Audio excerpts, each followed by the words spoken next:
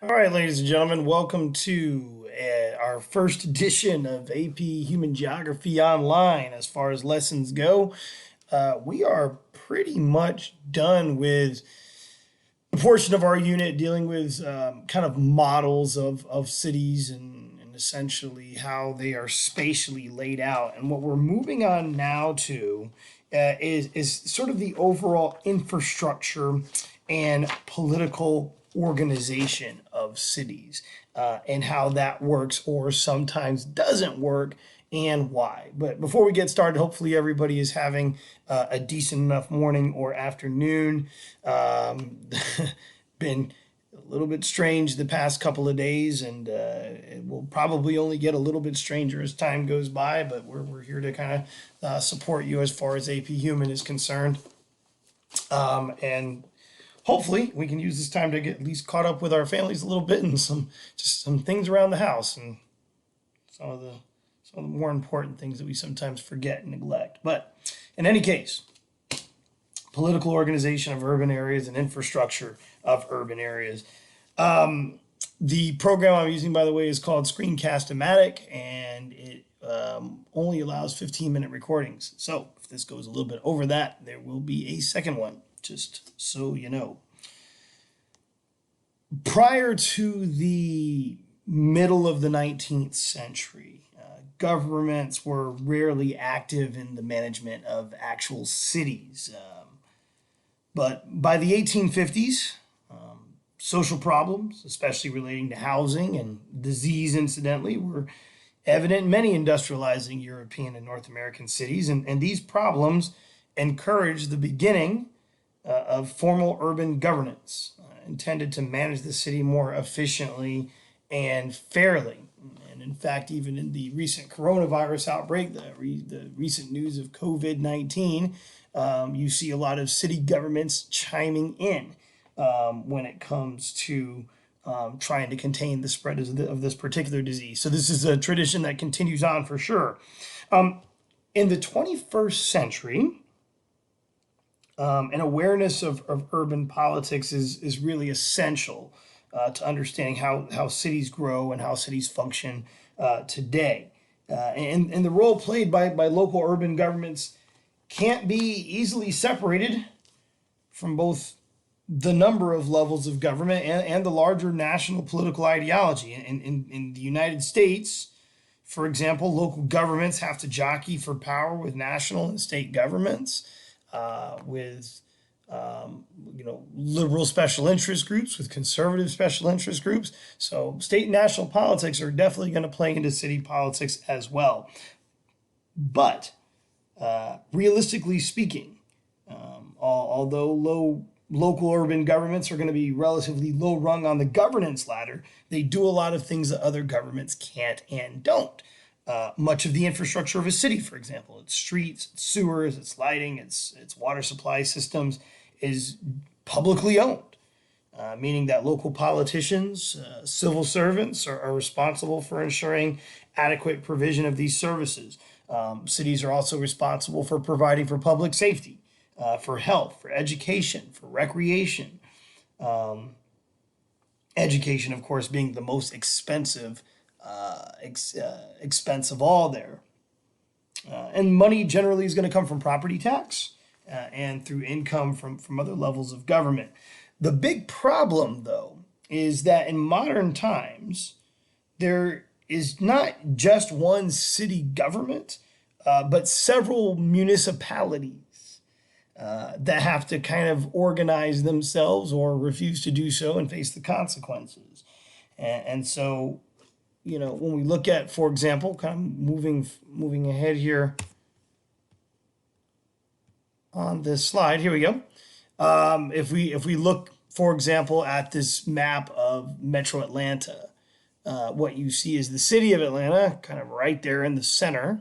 But then you see all of these other county governments and municipal governments within these counties that all have some sort of degree of power. And so there's significant financial disparities a lot of times between different governments and hence these can lead to very different levels of service provided in different parts of the city.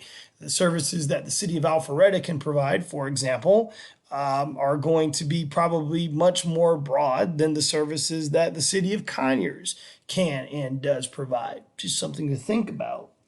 Remember that a city is an urban settlement that has been legally incorporated into an independent self-governing unit, and that the urban area is made up of surrounding independent suburbs. And some of those surrounding independent suburbs are either functioning better or not as good as the central city, sort of depending. Usually, though, what the setup is going to lead to is, in a lot of cases in the United States, sort of a deprived urban core and very affluent suburbs that surround it. Tends to be oftentimes the case. And so this can be pretty complex. In principle, you've always got kind of three groups that are going to be involved in urban politics. You've got professional planners. These are like your local government officials, your consultants, your academics that collect and analyze data. They prepare reports. They make policy recommendations. You have your elected politicians who are responsible for deciding goals and priorities and for making decisions. And then you have the people who live in the city and elect local politicians and are directly affected by the decisions made by those officials. The setup as it is oftentimes can lead to quite a bit of problems. For example, local governments oftentimes have a pretty uneasy relationship with other levels of government because of different interests and perhaps different ideologies. We totally see this in Atlanta, where local governments is, for one, the city of Atlanta and is constantly at odds with the state government. City of Atlanta is oftentimes at odds with other like surrounding suburban municipalities. A fundamental constraint is the available tax base, which is dependent on the overall economic health of the city. The problem is that booming cities have the funds to spend and better themselves, and economically depressed cities that desperately need improved services oftentimes lack needed funds to improve those services. And sometimes you have these ongoing cycles. Many cities are growing outward and so come into conflict with other local governments on the fringe. Fragmentation of local government in the United States makes it very difficult to solve regional problems of traffic management, waste disposal, the building of affordable housing. We were reminded of this a few years ago, right, with the Snowmageddon incident, right, which, I mean, realistically, an inch of snow doesn't shut down an entire metropolitan area. But if that entire metropolitan area is very fragmented politically with different municipal governments, county governments, and state government all trying to organize a traffic situation, it can oftentimes become a bit of a mess. And it did. The United States actually has 89,004 local governments within the United States of America. 89,004 governments within the United States of America. We're talking about county governments, city governments, townships, school districts, special purpose districts. There have been calls in the U.S. for large metropolitan governments, but the calls are usually pretty few and far between. The actual idea of large metropolitan governments hasn't really ever gotten off the ground in the United States. You don't see that, for example, in a large metro area like Atlanta at all. And the other problem that we kind of see coming out of this scenario is that cities are socially and economically fragmented, such that there are often very different public interests and concerns in different parts of the city. So if you have a larger city like Atlanta, Atlanta's going to be broken down into several what we call wards, which are districts that are represented by a city council member. And the needs and desires of Ward 5 might be very different than the needs and desires of Ward 8. Even though we're, technically one unified city. Sometimes you've got influential special interest groups, such as developers or single issue citizen groups. Sometimes they're called NIMBY groups, NIMBY. NIMBY is an acronym. It means not in my backyard. So you've got these NIMBY groups, these not my backyard groups sometimes that may be able to direct urban policy decisions in their favor and therefore to the disadvantage of the majority that a lot of times they're fighting against. One of the big infrastructure issues that urban areas face as well is of course, the issue of transportation. The suburban explosion in the 20th century has relied on motor vehicles rather than railroads for the most part, especially in the United States. Cars and trucks have permitted large-scale development of suburbs at greater distances from the center. Motor vehicle ownership is nearly universal amongst American households, with the exception of some poor families, with the exception of some older individuals, and also with the exception of people living inside the center of large cities like New York. A lot of New York City residents don't own automobiles. They don't have to, and it's in a lot of cases not even really to their advantage to have them.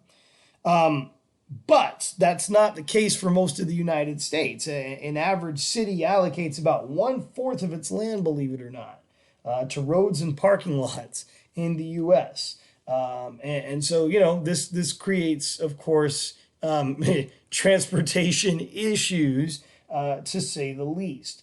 And so, along with the transportation issues that a lot of times cities face, I would say, again, transportation is probably the biggest infrastructural issue that a city is going to face.